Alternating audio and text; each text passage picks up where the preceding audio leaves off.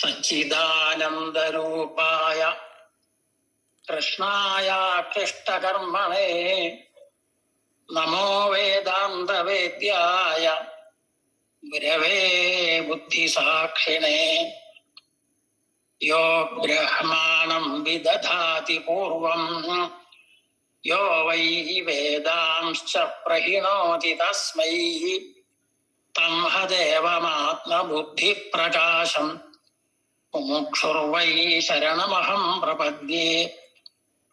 ശ്രുതിസ്മൃതിപുരാണാനാം ആലയം കരുണാലയം നമാമി ഭഗവത്പാദശങ്കരം ലോകശങ്കരം.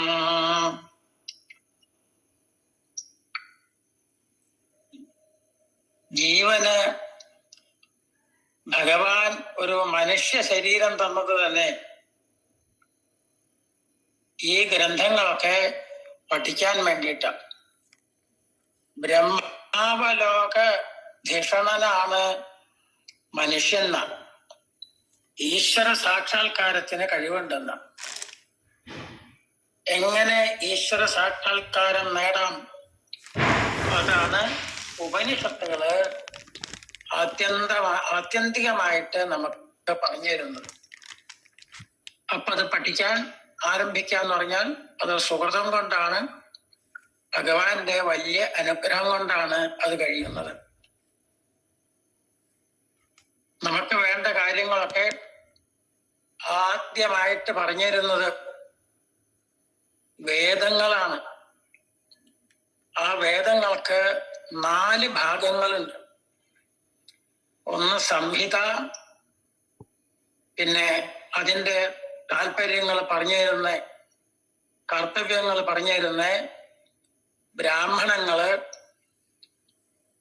ആ ബ്രാഹ്മണങ്ങളിൽ പറഞ്ഞ പോലെയുള്ള കർമ്മ പടലങ്ങളൊക്കെ അനുഷ്ഠിച്ച് കുറെ കഴിയുമ്പോൾ ഇതൊന്നല്ല വേണ്ടത്, ഇനി കുറച്ചും കൂടി മേൽപോട്ട് കയറാനുണ്ട് എന്ന് മനസ്സിലാക്കും. കർമ്മങ്ങളൊക്കെ കുറെ കഴിയുമ്പോൾ നിഷ്കാമമായിട്ട് ചെയ്താൽ, അല്ലെങ്കിൽ കർമ്മത്തിൽ കൂടുതൽ ആസക്തി വരിക. ഭഗവാൻ ഉപദേശിച്ച പോലെ ചെയ്യുകയാണെങ്കിൽ എന്തോ കൂടുതൽ നേടേണ്ടതുണ്ടെന്ന് മനസ്സിലാവും. അപ്പൊ അവർക്കുള്ളതാണ് ആരണ്യകങ്ങൾ എന്ന് പറയും. കായക്ലേശം കൊണ്ടുള്ള അതൊക്കെ ഉപേക്ഷിച്ച് മാനസികമായിട്ട് എല്ലാം ചെയ്യാം. അപ്പൊ വളരെ കുറെ എളുപ്പമുണ്ട്. കർമ്മ കാണ്ഡത്തിൽ പറഞ്ഞ സാധനങ്ങളോ ആൾക്കാര് വൃത്തിക്കുകളോ യജ്ഞങ്ങൾ ഇതൊന്നും വേണ്ട. ഇതിനെയൊക്കെ മാനസികമായിട്ട് ചെയ്യും. അതും കുറെ കഴിയുമ്പോൾ തോന്നും ഇനി എന്തോ ഒന്നും കൂടി ഒരു പടിയും കൂടിയും കയറാനുണ്ട് എന്ന് തോന്നും. അങ്ങനെയാണ്, അതാണ് അതിലുള്ള കാര്യങ്ങളാണ് ഉപനിഷത്തിൽ പറഞ്ഞത്. എന്താ ഒരു പടിയും കൂടിയും കയറണം തോന്നുന്നത്? എല്ലാവർക്കും വേണ്ടത് അനശ്വരമായ സുഖം. എല്ലാ ദുഃഖങ്ങളുടെയും ആത്യന്തികമായിട്ടുള്ള നിവൃത്തി. അത് ഈ ആരണ്യകങ്ങളിൽ പറഞ്ഞ ഉപാസന കൊണ്ടും കിട്ടില്ല. അപ്പൊ അത് കൂടുതലായിട്ട് എങ്ങനെയാണ് ഉപാസിക്കേണ്ടത്, ഉപാസ്യ ദേവതയുടെ രൂപം എന്താണ്, ആ സത്യമായിട്ടുള്ള എന്താണ് എന്ന് പറഞ്ഞു തരലാണ് ആ വേദാന്തങ്ങളിലും ഉപനിഷത്തുകളിലും. അങ്ങനെ ഉപനിഷത്തുകള് കുറെ ഉണ്ടെങ്കിലും ഒരു 10 പഠിച്ചു കഴിഞ്ഞാൽ അതിൽ പറയാത്തതോ ഒന്നും വേറെ എവിടെയില്ല. ഇതുകൊണ്ട് തന്നെ മനുഷ്യന് ഈശ്വര സാക്ഷാത്കാരം, ആത്മസാക്ഷാത്കാരം നേടാനായിട്ട് പറ്റും. അതുകൊണ്ടാണ് ഈ 10 ഉപനിഷത്തുകൾക്ക് മാത്രം കൂടുതലായിട്ട് പ്രാധാന്യം. അത് പഠിച്ചു വരുമ്പോ അതിൽ പല സംശയങ്ങളും വരും. അതാണോ ശരി, ഇതാണോ ശരി, അതിലങ്ങനെ പറഞ്ഞു, ഇതിലിങ്ങനെ പറഞ്ഞു. ഇതൊക്കെ തീരാനായിട്ട് വേദവ്യാസ് ഭഗവാൻ ഒരു ഗ്രന്ഥം നിർമ്മിച്ചിട്ടുണ്ട്. അതാണ് ചതുരാധ്യായി, ശാരീരിക മീമാംസ എന്നൊക്കെ പറയും. അതിലെല്ലാ വേദങ്ങളും ആ ഒരു പരമ സത്യത്തെ മാത്രമാണ് പ്രകാശിപ്പിച്ചു തരുന്നത്. അതിനെക്കുറിച്ചാണ് പറയുന്നതെന്ന് എല്ലാ വേദവാക്യങ്ങളും ഉപനിഷത് വാക്യങ്ങളും ബ്രഹ്മത്തിൽ സമന്വയിപ്പിക്കും. പിന്നെ കേൾക്കുന്ന മാത്രയിൽ പല പല വിരോധമുള്ളത് അത് വേണ്ട പോലെ അർത്ഥം മനസ്സിലാക്കാത്ത കാരണമാണ് വൈരുദ്ധ്യം തോന്നുന്നത് എന്ന് പറഞ്ഞ് ആ വൈരുദ്ധ്യമൊക്കെ പരിഹരിക്കും. അത് ഇന്നത്തെ അധ്യായത്തില് അവിരോധ അധ്യായത്തിൽ. അത് കഴിഞ്ഞ് പിന്നെ എങ്ങനെയൊക്കെ ഉപാസനകൾ നടത്തണം അതിൻ്റെ സമ്പ്രദായങ്ങളൊക്കെ ഒന്ന് പറയും. പിന്നെ ആ വേണ്ട പോലെ ഉപാസന നടത്തിയാൽ എന്താണ് ഫലം എന്ന് പല അധ്യായത്തിൽ പറഞ്ഞു തരും. ഇങ്ങനെയൊക്കെയാണ് ഈ 4 ഭാഗങ്ങൾ. അതിന് ബ്രഹ്മചര്യ ആശ്രമം, ഗൃഹസ്ഥാശ്രമം, വാനപ്രസ്ഥം, സന്യാസം ഇങ്ങനെയായിട്ട് തിരിച്ചു വെച്ചിരിക്കും. അപ്പൊ ഇതുപോലെ വേണ്ട പോലെ മനസ്സിലാക്കലാണ് വേണ്ടത്. അങ്ങനെ ആ ആത്മതത്വം അറിയുമ്പോൾ മാത്രമേ ആത്യന്തികമായിട്ടുള്ള ദുഃഖനിവൃത്തി ഉണ്ടാവുള്ളൂ മനുഷ്യന്. അതും പറഞ്ഞു തരും.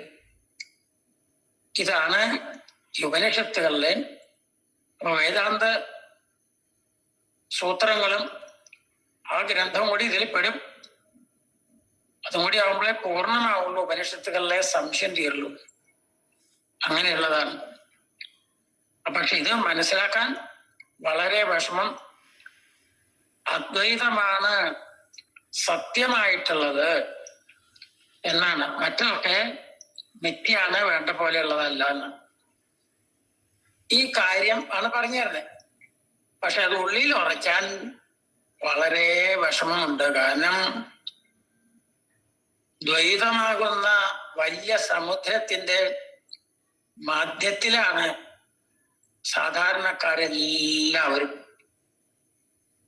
അപ്പൊ പിന്നെ അദ്വൈതമാണെന്ന് പറഞ്ഞാൽ അത് ബോധ്യപ്പെടാൻ വളരെ വിഷമം.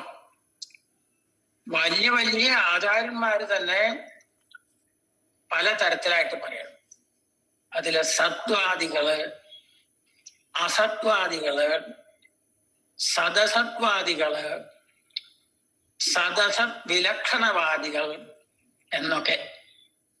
അതിൽ വല്ലവരും നിസ്സാരന്മാരെ പറയണമെന്നുണ്ടെങ്കിൽ നമുക്ക് അത് ശ്രദ്ധിക്കണ്ടെന്ന് വിചാരിക്കാം. ഇതില് കപില മഹർഷിയൊക്കെയാ പറയണേ, ഋഷിമാര് തന്നെയാ പറയണേ. അപ്പൊ നമുക്കൊരു സംശയം തോന്നും, അദ്ദേഹം വലിയ ആളാണല്ലോ, അപ്പൊ അദ്ദേഹം പറഞ്ഞത് സ്വീകരിച്ചാൽ എന്താ? യുക്തിയെ കൊണ്ടൊക്കെ അദ്വൈതം ഒക്കെ പറഞ്ഞുറപ്പിച്ചുവെങ്കിലും അനുഭവം ആളുകൾക്ക് അത് വരുന്നില്ല. വളരെ വിഷമം. കാരണം ദ്വൈതത്തിന്റെ നടുക്കാണ്. പറഞ്ഞില്ലേ, ദ്വൈതമാകുന്ന ജലാശയത്തിന്റെ മധ്യത്തിലാണ്. അങ്ങനെ ഇരിക്കുന്ന ഒരാൾക്ക് എങ്ങനെ ബോധം വരും? അതുകൊണ്ട് വളരെ ക്ലേശകരമാണ്. എങ്കിലും പരിശ്രമിക്കും തോറും നമുക്ക് കൂടുതൽ കൂടുതൽ, ഒന്നുമില്ലെങ്കിൽ നമുക്ക് നമ്മുടെ നന്മയ്ക്ക് വേണ്ടി ആചാര്യന്മാര്, ഋഷീശ്വരന്മാര് ഇത്രയൊക്കെ ചെയ്തു തന്നിട്ടുണ്ടെങ്കിലും ഓർക്കാം. അപ്പൊ ഈ ഋഷി കടം തീരാനായിട്ട് ഒരു കടപ്പാടുണ്ട് അവരോട്. നമുക്കിതെല്ലാം പറഞ്ഞു തന്നിട്ടില്ലേ? അതുകൊണ്ട് അതിനൊക്കെ ഇത്രയും പണ്ഡിതന്മാര് ഓരോ ഭാഗങ്ങള് ഓരോ ദിവസം ആയിട്ട് ഓരോ ക്ലാസ്സിലായിട്ട് അത് നമുക്ക് പറഞ്ഞു തരും. അത് ശ്രദ്ധയോടുകൂടി കേൾക്കാം. പല പല വ്യാഖ്യാനങ്ങളുണ്ട്. അതൊക്കെ അതിന്റെ കൂടെ നമ്മള് പരിചയിക്കാനും നോക്കാം. അടുത്ത അധ്യായത്തില് അടുത്ത ക്ലാസ് ഏതാണെന്ന് നോക്കി അതിന് നമ്മളൊന്ന് തയ്യാറാവുക. അപ്പൊ പിന്നെ അവര് പറയണത് നമുക്ക് കൂടുതലായിട്ട് മനസ്സിലാക്കാൻ പറ്റും. അപ്പൊ അങ്ങനെയൊക്കെ വന്ന് നമുക്കിത് വലിയൊരു കാര്യമാണ്. ഈശ്വരാനുഗ്രഹം കൊണ്ട് മാത്രം കിട്ടുന്നതാണ്. എല്ലാവർക്കും അതിൽ ശ്രദ്ധ ഉണ്ടാവട്ടെ എന്ന് മാത്രം ഈ സന്ദർഭത്തിൽ പ്രാർത്ഥിക്കുകയാണ്. ഇതെല്ലാവർക്കും ഇത് മംഗളം തരുന്നതാണ്. അപ്പോ ആചാര്യ പാദങ്ങളിൽ നമസ്കരിച്ചുകൊണ്ട് എല്ലാവർക്കും അതിൽ താല്പര്യം ഉണ്ടാവട്ടെ എന്ന് മാത്രം ഈ സന്ദർഭത്തിൽ പ്രാർത്ഥിക്കണം. ഇത് അനുഭവം വന്ന ആള് പറഞ്ഞു കൊടുത്താലേ ശരിക്കും മനസ്സിലാവും. അനുഭവം വന്നാലത്തെ അവസ്ഥ എന്താ?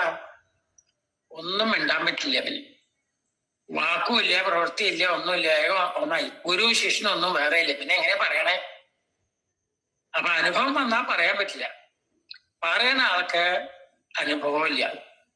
എങ്കിലും നമ്മൾ പരിശ്രമിച്ചാൽ നമുക്ക് കുറെ കാര്യങ്ങൾ മുഴുവൻ എല്ലാത്തിന്റെയും